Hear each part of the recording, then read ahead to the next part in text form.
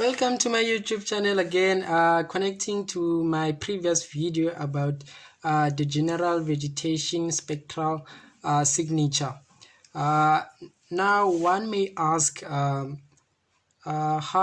does a signature for a dry leaf actually looks like, and the information on it, I will explain it like now. Just wait. Okay, let's go. Okay,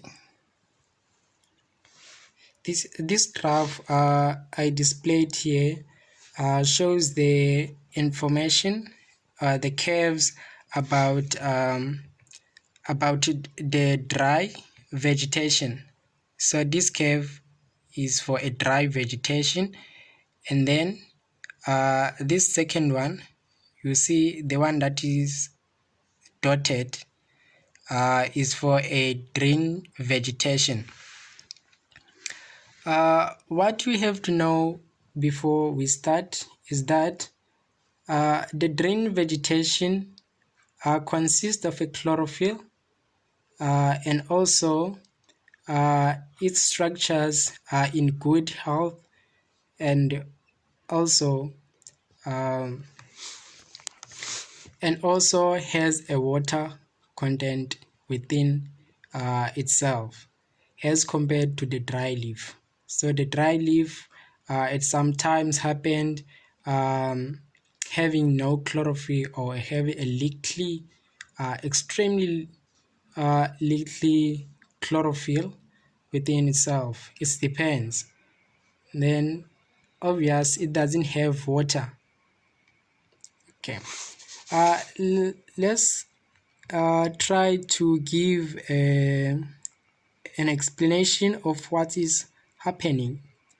Generally, we know that a dry vegetation will actually give a high reflectance as compared to the green vegetation, but that information, it applies at a certain regions of the curve.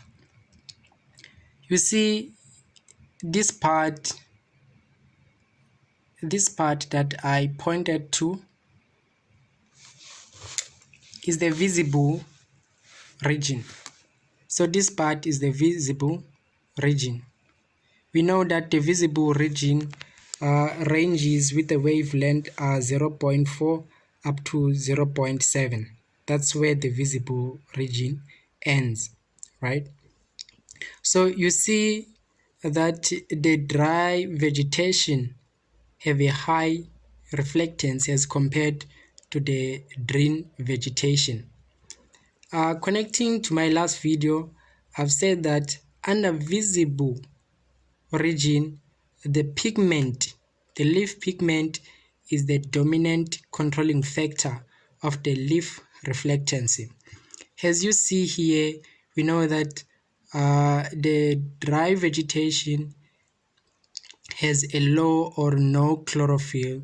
As a result, you see that the reflectance increases almost constantly with no deep peaks. You see, up to here, where the visible region ends at 0.7 micrometers.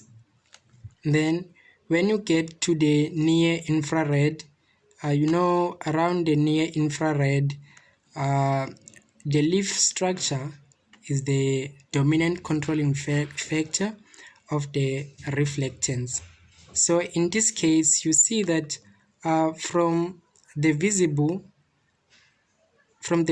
region where it ends, you see that the reflectance is actually low as compared to of the green leaf. You see now the curve for a dry vegetation is actually below, meaning that the reflectance of a dry vegetation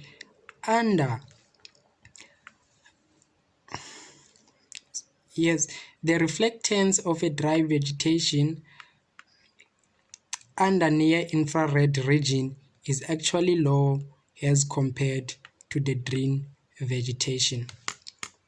Then when you get to the short wave near infrared, you see that the curve it actually changes greatly for a dry vegetation as compared to the green vegetation.